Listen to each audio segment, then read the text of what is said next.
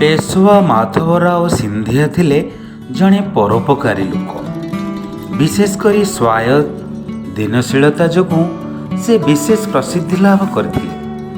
ଦୁଃଖୀ ରଙ୍କୀଙ୍କର ଦୁଃଖ ମୋଚନ ନିମନ୍ତେ ଚେଷ୍ଟା କରୁଥିଲେ ସେ ଯତ୍ପର ନାସ୍ତି।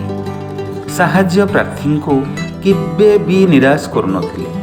ବିଶେଷ କରି ନିଜ ଜନ୍ମଦିନରେ ନିର୍ଦ୍ଦିଷ୍ଟ ସମୟ ଧରି ଅନ୍ନ, ବସ୍ତ୍ର, ସ୍ୱର୍ଣ୍ଣ, ଗୋ, ଭୂମି ଆଦି ମୁକ୍ତ ହସ୍ତରେ ଦାନ କରୁଥିଲେ। ଦାନ ସମ୍ପର୍କରେ ପୂର୍ବ ଦିନରୁ ରାଇଜରେ ଘୋଷଣା କରି ଦିଆଯାଉଥିଲା।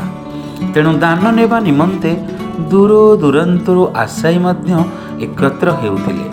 କେହି ବି ଖାଲି ହାତରେ ଫେରୁନଥିଲେ। ସେଦିନ ଜନ୍ମଦିନ ଅବସରରେ ଅନ୍ୟମାନଙ୍କ ସହିତ ଆସିଥିଲା ଜଣେ ଛୋଟ ବାଳକ। ବାଳକକୁ ଦେଖିଲେ ପ୍ରତିଭାଦୀପ୍ତ ଜଣା ପଡ଼ୁଥିଲା। ହସ ହସ ମୁଖ, ବାଳକର ଚାଲିଚଳଣି, କଥାବାର୍ତ୍ତା, ହାବଭାବରେ ଦୃଢ଼ ଆତ୍ମବିଶ୍ୱାସ ବାରି ହୋଇ ପଡ଼ୁଥାଏ।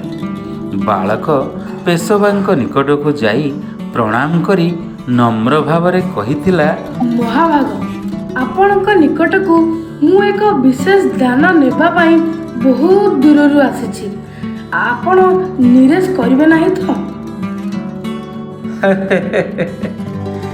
କି ପ୍ରକାର ବିଶେଷ ଦାନ ଗ୍ରହଣ କରିବାକୁ ଚାହୁଁଛ ବାଳକ? ନିଶଙ୍କରେ କୁହ, ତୁମେ ନିଶଙ୍କରେ କୁହ ବାଳକ। ତାପରେ ବାଳକ କହିଥିଲା, ମୁଁ ଆପଣଙ୍କ ଠାରୁ ଜ୍ଞାନ ଦାନ ଚାହୁଁଛି। କ'ଣ କହୁଛ? ତୁମେ ଜ୍ଞାନ ଦାନ ମାଗୁଛ? ଠିକ୍ ଅଛି। ଉପସ୍ଥିତ ସମସ୍ତ ସଭାସଦ, ଖୋଦ୍ ପେଶୱା ମଧ୍ୟ ଏଥିରେ ଆଶ୍ଚର୍ଯ୍ୟ ହୋଇଯାଇଥିଲେ। ଏଭଳି ଅଦ୍ଭୁତ ଦାନ ନେବାକୁ ପୂର୍ବରୁ କେହି କହିନଥିଲେ। ତେଣୁ ଏହା ତାଙ୍କୁ କିମ୍ବୁତ୍ କିମାକାର ବୋଧ ହେଉଥିଲା। ସମସ୍ତେ ଆଶ୍ଚର୍ଯ୍ୟ ହୋଇ ଭାବୁଥାନ୍ତି, ଏଇ ବାଳକର ଅସଲ ମତଲବ କ'ଣ ଯେ ହୋଇପାରେ? ସତରେ କ'ଣ ସେ ଚାହୁଁଛି? ଏଇଭଳି ପେଶୱା ହସି ହସି କହିଲେ, ଖାଲି ଜ୍ଞାନଦାନ କାହିଁକି ମାଗୁଛ ବାବା? ଅନ୍ୟ କିଛି ବସ୍ତୁ କାହିଁକି ପ୍ରାର୍ଥନା କରୁନ? କ'ଣ ଆଉ କିଛି ବି ତୁମେ ଦାନ ଗ୍ରହଣ ସୂତ୍ରରେ ଚାହୁଁନାହ କି? ବାଳକ ଏଥର କହିବାକୁ ଆରମ୍ଭ କଲା, ଆପଣ ହୃଷ୍ଟଚିତ୍ତରେ ଦାନ ଦେଉଛନ୍ତି। ଦାତା ଦାନ ଗ୍ରହଣ କରି ଖୁସିରେ ଫେରି ଯାଉଛନ୍ତି।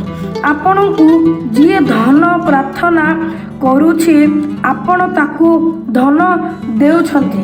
ହେଲେ ସେହି ଧନ ଖୁବ୍ କମ୍ ସମୟରେ ଶେଷ ହୋଇଯାଉଛି। ଯେଉଁମାନେ ବସ୍ତ୍ରଦାନ ଗ୍ରହଣ କରୁଛନ୍ତି, ତାହା ଦିନେ ପୁରୁଣା ହୋଇ ଛିଣ୍ଡା କନା ହେବ। ଯାହାଙ୍କୁ ଭୂମି ମିଳିଛି, ଯିଏ ଗୋଦାନ ନେଉଛନ୍ତି, ତାହା ମଧ୍ୟ ନିରର୍ଥକ।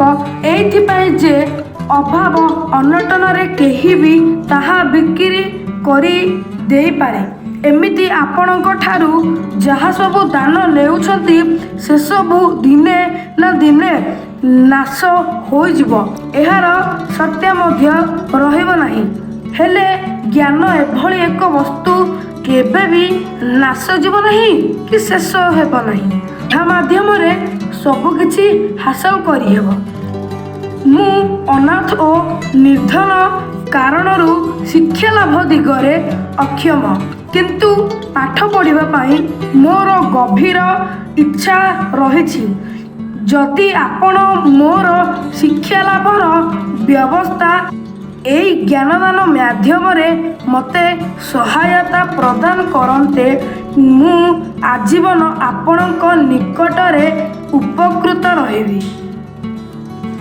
ବାଳକଠାରୁ ଏହା ଶୁଣି ପେଶୱା ମାଧବରାଓ ବହୁତ ପ୍ରଭାବିତ ହୋଇଥିଲେ।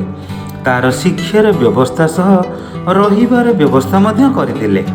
ସେହି ବାଳକଙ୍କର ନାମ ଥିଲା ରାମ ଶାସ୍ତ୍ରୀ, ଯିଏ ପରବର୍ତ୍ତୀ ସମୟରେ ଜଣେ ଖ୍ୟାତନାମା ବିଚାରବାଦୀ ହୋଇଥିଲେ।